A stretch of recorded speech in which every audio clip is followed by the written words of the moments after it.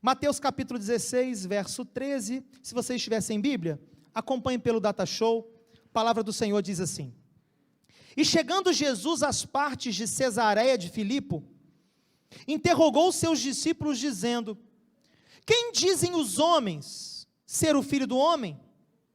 E eles disseram, uns João Batista, outros Elias, e outros Jeremias ou um dos profetas.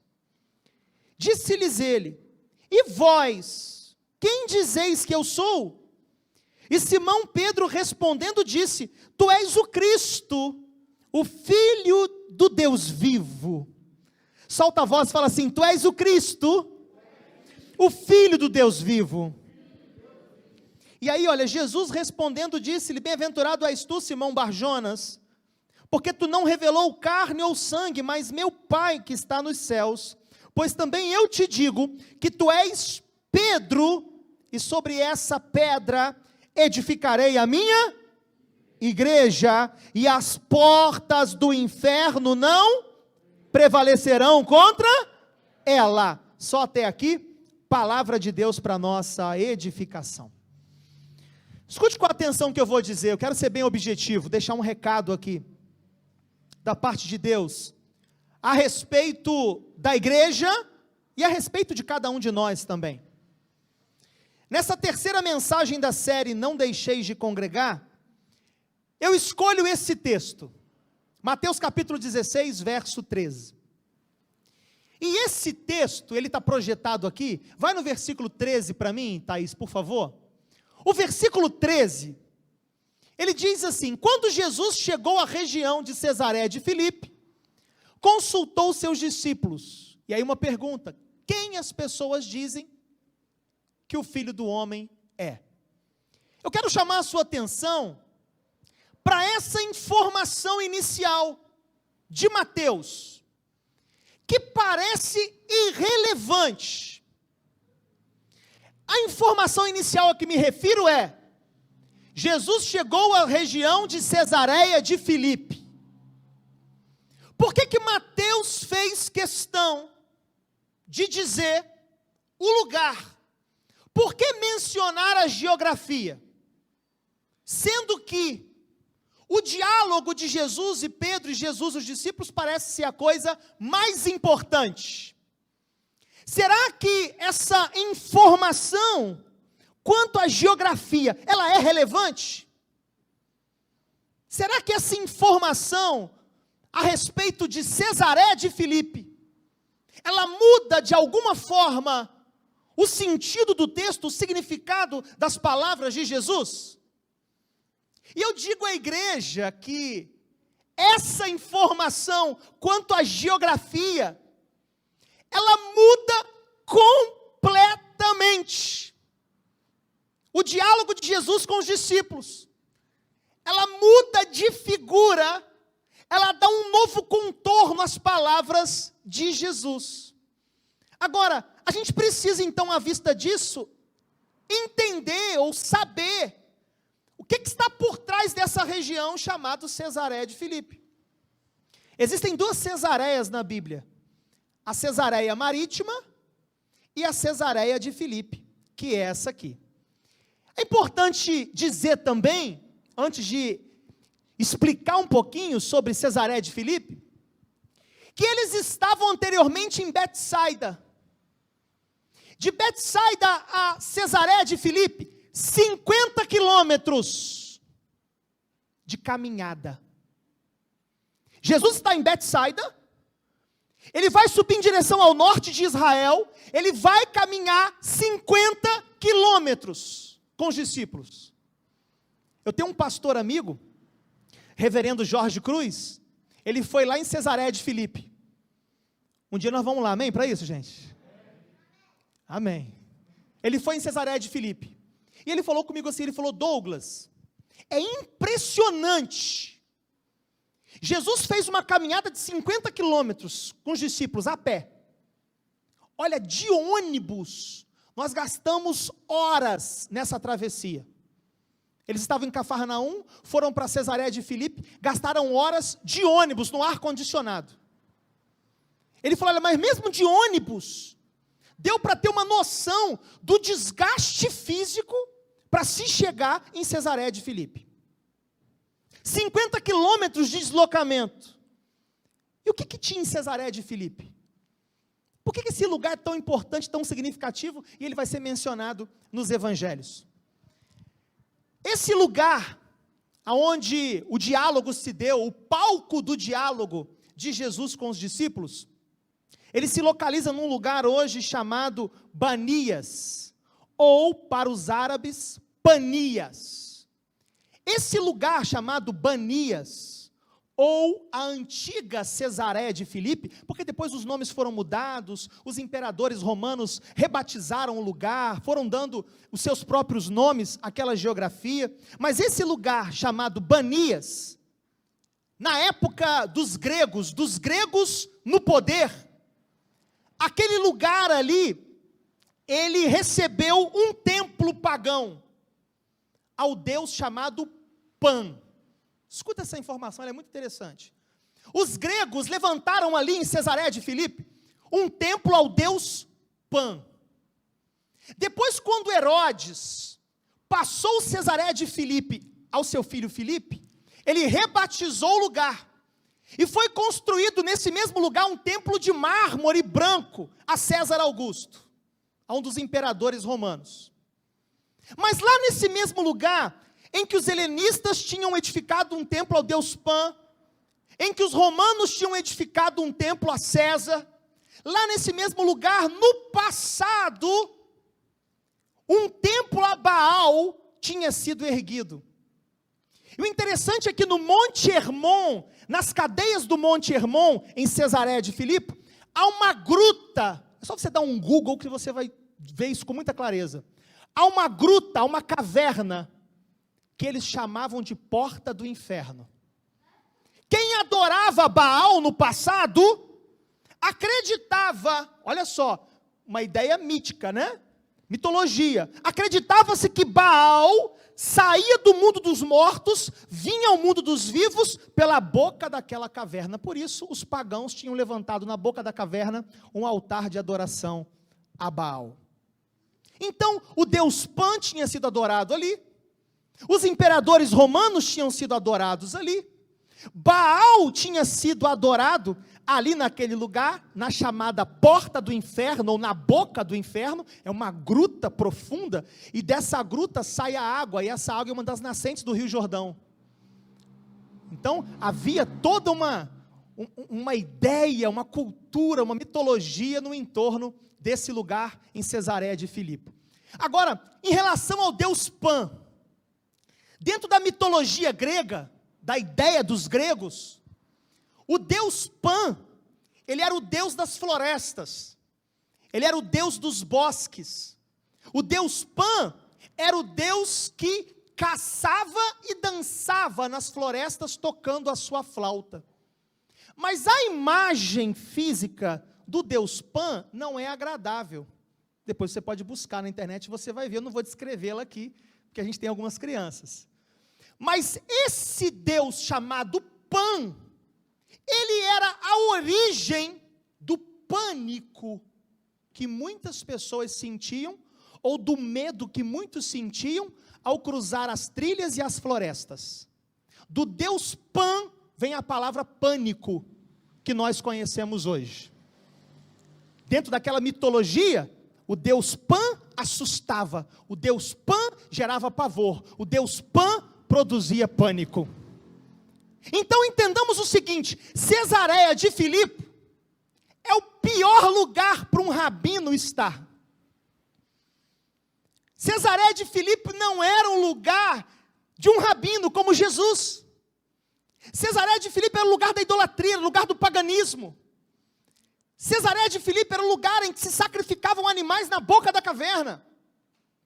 Enquanto Jesus está falando com Pedro, enquanto Jesus está dialogando, animais estavam sendo sacrificados, cabras estavam sendo sacrificadas, incenso estava sendo queimado. Eu fico imaginando os discípulos se perguntando: caminhamos 50 quilômetros para vir aqui?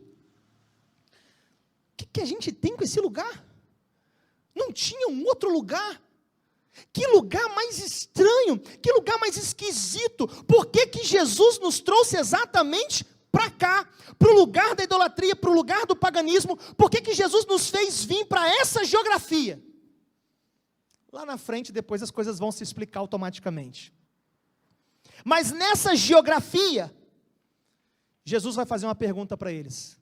Imagino eu, próximo ao Monte Hermon, próximo à boca da caverna, aonde muitos queimavam incenso e sacrificavam seus ídolos.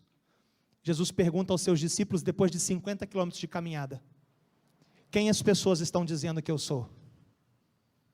Quem as pessoas dizem ser o Filho do Homem?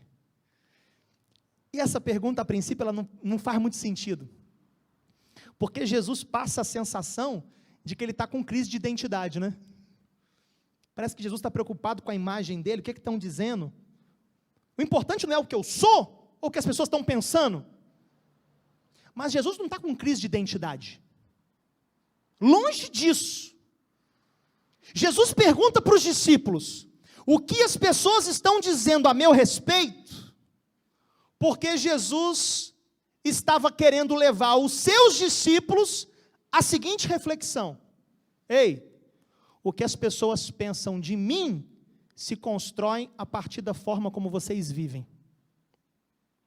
O que as pessoas pensam de mim, a imagem que elas têm do Cristo, se constroem pelo testemunho que vocês estão dando às pessoas. Então não é uma pergunta para se reafirmar, mas para fazê-los pensar no tipo de fé e de cristianismo que eles estavam vivendo, e o tipo de fé que eles estavam testemunhando. E o que Jesus fez se parece com o que eu vou dizer aqui agora. Seria o mesmo que um mestre vegano, que não come carne. O mestre vegano pega os discípulos, leva na porta da churrascaria e pergunta o que as pessoas aqui na churrascaria estão dizendo a respeito do vegetarianismo. Jesus levou eles para o berço do paganismo e perguntou para eles: o que as pessoas estão dizendo a meu respeito? O que as pessoas estão dizendo a respeito do Filho do Homem? E o feedback foi o melhor possível, por incrível que pareça. Porque os discípulos disseram: uns estão dizendo que o Senhor é João Batista, outros estão dizendo que o Senhor é Elias, que o Senhor é Jeremias, porque havia uma crença, uma cultura de que esses profetas, eles reviveriam, o seu ministério reviveria. Agora, na verdade, Jesus queria levá-los a pensar no que as pessoas conheciam dele, a respeito da postura dos discípulos. E depois disso, aí vem um desdobramento desafiador. Jesus olha para eles, nesse cenário de paganismo, idolatria, incenso, animais sendo sacrificados, e Jesus pergunta para eles: mas e vocês? Quem eu sou para vocês? Quem eu sou para vocês? As pessoas estão dizendo isso do Filho do Homem, mas para vocês, quem eu sou? E aí Pedro impulsivamente diz: tu és o Cristo. É a primeira vez que a expressão Cristo vai aparecer. Cristo é o Messias, o ungido. Tu és o ungido de Deus, tu és o Filho do Deus vivo. Aí Jesus vira para ele e diz: Pedro, dessa vez você acertou. E eu te trouxe aqui para essa conversa. Eu te trouxe a esse lugar, exatamente para esse nível de conversa. Também eu te digo, tu és Petros, e sobre essa pedra, lembra da rocha lá? Da boca do inferno na cova? Sobre essa pedra eu vou edificar a minha igreja, e as portas do inferno não vão prevalecer contra ela. E aí a geografia agora faz todo sentido. Porque Jesus está dizendo para Pedro e para os discípulos: vocês estão vendo a idolatria, vocês estão vendo o paganismo, vocês estão vendo a postura desses, daqueles outros. Eles estão aqui adorando deuses, mas eu vou estabelecer um relacionamento diferente. Eu vou estabelecer a minha igreja, Pedro, não sobre esse modelo, não sobre esse prisma. E a porta do inferno, aquela boca na cova lá, que eles acreditavam ser a porta do inferno. A porta do inferno não vai prevalecer contra a igreja. E depois disso, Jesus ainda vai dizer a Pedro: eu vou te dar a chave do reino dos céus. O que vocês ligarem na terra, terá sido ligado no, e o que vocês desligarem, também terá sido desligado. E eu quero fazer 3 aqui, abordagens objetivas. Essa história que eu contei, ela ensina 3 lições, pelo menos, sobre nós e sobre a igreja. Primeira lição, são 3, vai aparecer para você aqui no visor, está aparecendo para você em casa. Primeira lição: a igreja é projeto de Deus. É o mês de aniversário da nossa igreja. Eu queria que você declarasse comigo bem forte assim: a igreja é projeto de Deus. Querido, a igreja não é alguma coisa que deu errado no caminho do estabelecimento do reino de Deus. Jesus veio estabelecer o reino, no caminho para se estabelecer o reino, as coisas fugiram do controle e nasceu a igreja. Não! A igreja não é obra do acaso, ela não é fruto da mente dos teólogos. Não! A igreja é projeto de Deus. Jesus diz para Pedro: Pedro, edificarei a minha, pronome possessivo. Pedro, a minha igreja. Meus irmãos, minhas irmãs, a igreja tem dono, e o dono dela é Jesus. Jesus deu o seu sangue pela igreja. Nós, líderes, pastores, nós somos mordomos, nós administramos, mas não somos proprietários. Proprietário é uma coisa, administrador é outra. Deixa eu dizer uma coisa para vocês, com olhos abertos. Minha fé me faz crer. Eu não sei a dinâmica, mas a minha fé me faz crer que um dia eu vou estar diante do dono da igreja, eu vou ter que prestar contas para ele. A igreja tem dono, e um dia, eu não sei a dinâmica, mas eu vou estar diante do dono da igreja, e eu vou prestar contas, principalmente do que eu ensinei aqui, do que eu preguei. Eu não vou prestar contas do que os membros da igreja fizeram. Cada um é livre para fazer o que quiser. Se quis se afastar, se quis cair no pecado, se quis se distanciar, isso é um problema pessoal de cada um. Não venha achar que eu sou responsável por isso, porque eu não sou. Eu sou responsável pelo que eu ensino. Eu sou responsável pela mensagem que entrego a vocês todos os domingos e todas as semanas. Eu sou responsável pela administração da igreja, junto com o Ministério de Apoio Administrativo. E um dia o dono da igreja vai pedir contas. Pastor, por que a gente vê tanta coisa absurda acontecer na igreja? Porque essa turma não acredita que um dia vai ter que prestar conta. Porque se eles acreditassem nisso, eles não faziam o que fazem. Mas Jesus deixou claro, a igreja é dele. A gente está construindo aquilo, aquele templo é maravilhoso, aquela estrutura é linda, vai abençoar o bairro. Mas um dia, nós passamos e aquilo tudo vai ficar. Aquilo não me pertence. Aquilo é da associação da igreja metodista. O dia que o bispo achar que meu tempo acabou, eu vou embora, e com o coração agradecido a Deus, e vocês ficam, até que Jesus chame vocês também. Mas nós não somos proprietários de nada disso, está claro isso, irmãos? Está claro para todo mundo? Então, em primeiro lugar, a igreja é projeto de Jesus. Eu posso até dizer que a igreja é fruto dos sonhos de Jesus. Pastor, mas o senhor não está forçando a barra? Não, não estou não. Porque Jesus está falando da igreja com Pedro, mesmo antes da igreja existir. Mateus capítulo 16, a igreja já existe aqui? Não. A igreja é um evento posterior de Pentecostes. A igreja toma forma em Atos dos Apóstolos. Jesus está falando da igreja muito antes da igreja existir. O que é isso? Ele está sonhando com ela, irmãos. Então, quando você diz assim, eu sou parte da igreja metodista do Jardim Belvedere, você está se inserindo naquilo que Jesus sonhou, você está entendendo? Eu sou da igreja X, eu sou da igreja Y, eu sou da igreja B. Você está se inserindo naquilo que Jesus planejou. Porque a igreja é projeto dele. A igreja é parte dos sonhos de Deus. E tem uma coisa que eu preciso aprender todos os dias. Se a igreja tem dono e ela tem, o dono dela vai cuidar dela melhor do que eu. Um dia um pastor amigo meu, experiente, eu compartilhei uma preocupação com ele, falei, eu estou preocupado com isso e tal. A gente estava na mesa, eu não me esqueço, tomando café. Ele olhou para mim e falou para mim assim, você acha que você está mais preocupado com a igreja do que o dono dela? Eu tomei um impacto, irmãos. Ele falou, o dono da igreja se preocupa muito mais com ela do que você. Você não é o dono da igreja. A igreja tem dono, Jesus vai cuidar da igreja. E Ele está cuidando, irmãos. Eu me lembro, e aí eu quero trazer a memória que pode me dar esperança. Eu me lembro do dia que nós compramos aquele terreno, no ano de 2012. Quando nós compramos aquele terreno, para pagar parcelado, igual o Casas Bahia, ou igual o Ponto Frio, para não fazer propaganda só para Casas Bahia, mas bem Casas Bahia e Ponto Frio é a mesma coisa, né? Qual é o concorrente? Não sei. Ah, sei lá. Ricardo Eletro, mas fechou, Ricardo Eletro fechou. O concorrente está só...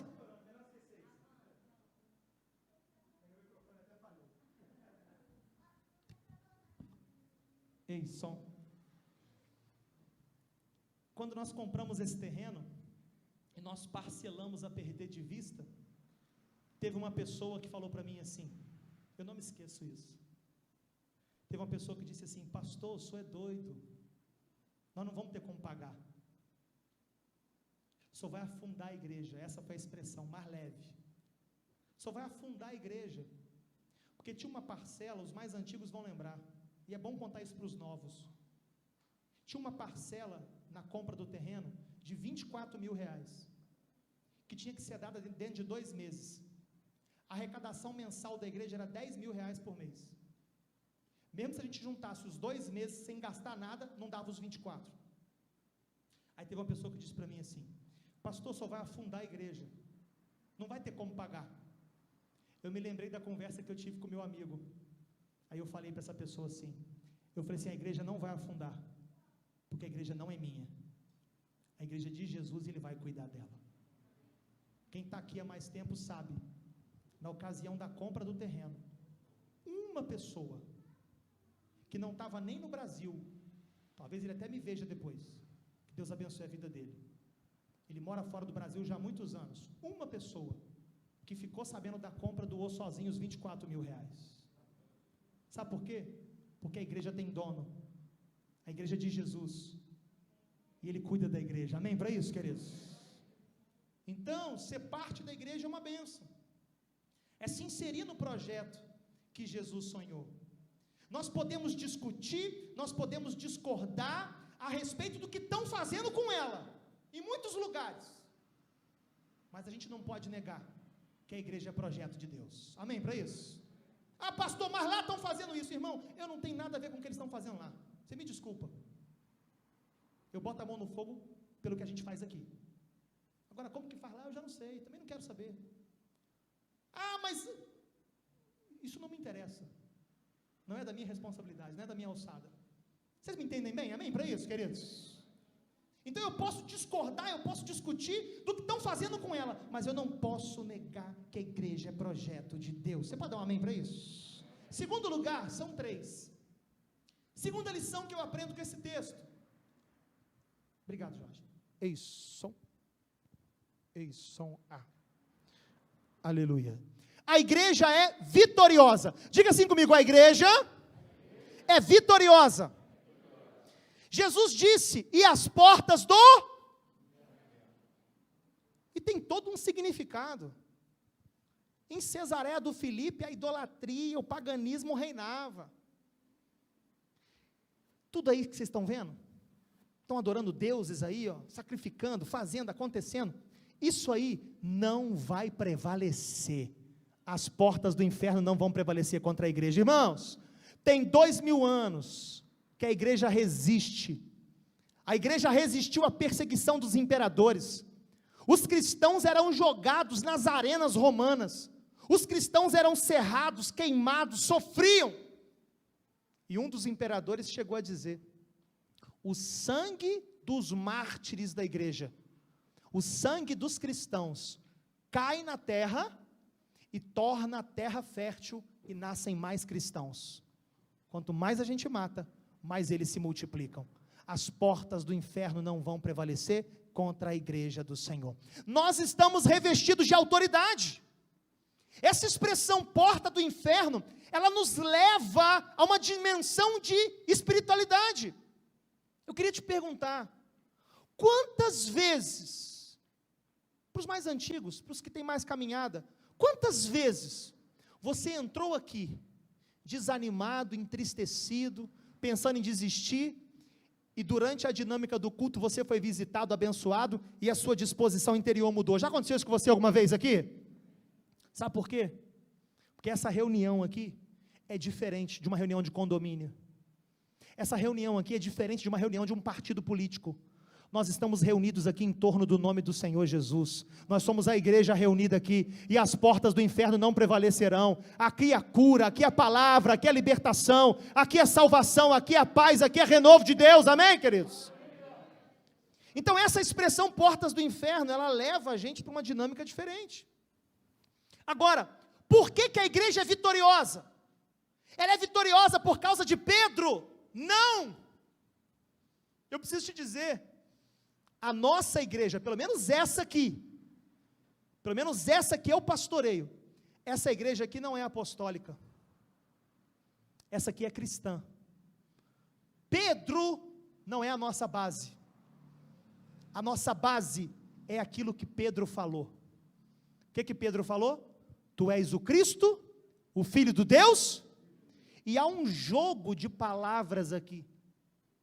Jesus diz para ele: tu és Petros, no grego, fragmento de pedra, tu és pedrinha, tu és pedra fragmentada, e sobre essa Petra, o que é Petra? Rocha.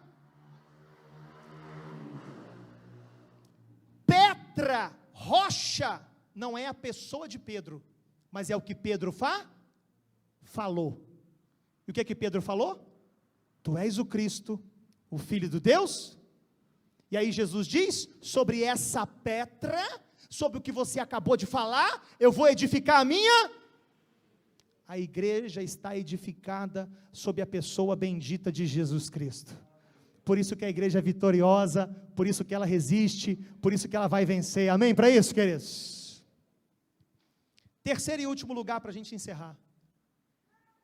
Terceiro lugar, a igreja, ela vai subir. Essa semana, nós perdemos o irmão Lázaro. Todo mundo conhece o irmão Lázaro, cantor baiano? Ele tinha uma canção que ele cantava assim: ainda bem que eu vou morar no céu. Peguei o ritmo errado, né? Tá bom, Jorge? O Jorge falou que tá bom, então tá bom. Ainda bem eu vou morar com Deus, ainda bem eu vou morar no céu. O irmão Lázaro partiu essa semana para a eternidade, ele voltou para casa. O pai o recolheu. Agora, isso não é só uma experiência do irmão Lázaro, isso há de ser uma experiência de todos nós.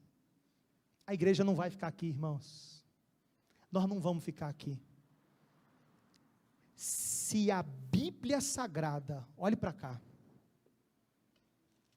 se esse livro aqui é a palavra de Deus, se Jesus não estava mentindo, se Jesus falou a verdade, a igreja vai subir. Nós seremos arrebatados. Ah, pastor, mas eu gosto tanto da minha casa. Eu também gosto da minha, irmão. Só que a casa que ele tem preparado para nós lá é muito melhor. Ah, pastor, eu gosto tanto do meu trabalho. Eu sinto muito te dizer, mas lá não tem trabalho, lá não tem fadiga, não tem cansaço. Aí uns já vão dizer: ô glória, eu não estava nem muito afim de ir para o céu não, mas agora já que eu descobri que não tem trabalho lá, É agora que eu vou para lá mesmo, né? Eu queria projetar um texto para a gente encerrar. Efésios 5:25, Thaís, para a gente finalizar. Graças a Deus, né? Sanamos aí os probleminhas na transmissão. Obrigado, Thaís. Obrigado, Tiago. Deus abençoe vocês. Olha o que diz aqui, ó, Efésios capítulo 5:25. Aqui eu vou finalizar. Paulo está dizendo assim: maridos, cada um de vós amai a vossa esposa. Aí é o parâmetro. Assim como Cristo amou quem? Amou a sua igreja. A igreja de quem? Dele, né? Paulo está dizendo, ó, amou a sua igreja. E sacrificou-se por 26 agora. A fim de, olha o que ele fez pela igreja. Ele amou a igreja, ele se sacrificou pela igreja, a fim de, tendo-a purificado com o lavar da água, por meio do quê? A igreja precisa pregar o quê, minha gente? O que é que santifica a igreja? É a palavra. A igreja vai ser santificada pela palavra. Ele amou a igreja, se sacrificou por ela, e ele a lavou, ele a purificou, por meio da palavra. Agora, olha o propósito agora, 27. Para apresentá-la. Quem é a igreja de Jesus aí? Nós vamos ser apresentados, irmãos, olha só. Para apresentá-la para quem? Olha que coisa. Ele nos amou, ele se sacrificou por nós, ele nos lava todos os dias, todos os cultos, todas as reuniões, pela palavra, ele nos santificou para nos apresentar a ele mesmo, como que? Igreja gloriosa, sem mancha, nem ruga. Olha que benção, irmãs. Não tem uma ruga, irmãs, aleluia. Sem ruga, ou qualquer outra. Mas como que a gente vai ser apresentado, pessoal? Igreja santa e inculpável. Sabe o que Paulo está dizendo? Paulo está dizendo o seguinte: isso aqui ainda não é o céu, mas nós estamos sendo purificados pelo lavar da palavra. A palavra está sendo pregada, Deus está nos santificando, amém para isso, querido? Deus está nos purificando, Deus está tirando algo nosso, está colocando algo dele, Deus está trabalhando na vida da igreja. Ah, pastor, mas o camarada está sozinho lá na casa dele, isolado lá. É uma pena. É uma pena. Ele está fora dessa dinâmica, sinto muito dizer isso. Ah, mas eu sou um eremita, eu estou lá, isolado, solitário. Legal, você é livre para fazer isso, mas isso não é o projeto de Deus. O projeto de Deus é que sejamos igreja, estejamos debaixo da influência da palavra, e seremos lavados, nos tornaremos santos e inculpáveis, seremos apresentados diante de Deus como igreja gloriosa. Nós vamos subir, irmãos, amém para isso? Então eu quero trazer essa consciência para você. E agora me encaminho para o final. Eu quero trazer essa consciência para você, de que aqui ainda não é o céu, mas esse lugar aqui é o lugar da preparação para quem quer morar lá. Aqui ainda tem asa aqui, não? Olha para a pessoa que está do lado aí, tem asa aí, não? Não tem, querido. Tem aí carinha de anjo? Às vezes até tem, né? Até tem carinha de anjo, fala a verdade. Mas só Jesus sabe como é que a coisa funciona lá fora, né? Às vezes até tem carinha de anjo, eu pareço, né, um anjinho. Minha mulher sabe quem eu sou. Não é assim, queridos? Então, nós precisamos entender que esse lugar aqui é o lugar da preparação. John Wesley dizia: cuidem-se para não se apegarem ao pó. Essa terra não é o destino de vocês. Meus irmãos, quem tem ouvidos para ouvir que ouça, a pandemia está nos ensinando isso, todo dia morrendo 2.000 e pouca, essa terra não é o nosso destino, nós vamos morar no céu, nós vamos morar com Deus, precisamos estar preparados para isso. Que Deus abençoe a sua igreja, que Deus abençoe a sua vida, que Deus abençoe a sua família, que Deus abençoe o seu ministério, que possamos subir, que possamos ser essa igreja aqui, preparada, lavada, santa, inculpável. Pastor, temos desafios? Temos muitos. Podemos discutir e divergir, mas nós temos uma certeza: a igreja é projeto de Deus. Amém para isso? Que Deus abençoe a igreja nas casas, que Deus abençoe a igreja reunida aqui em nome de Jesus. Eu queria orar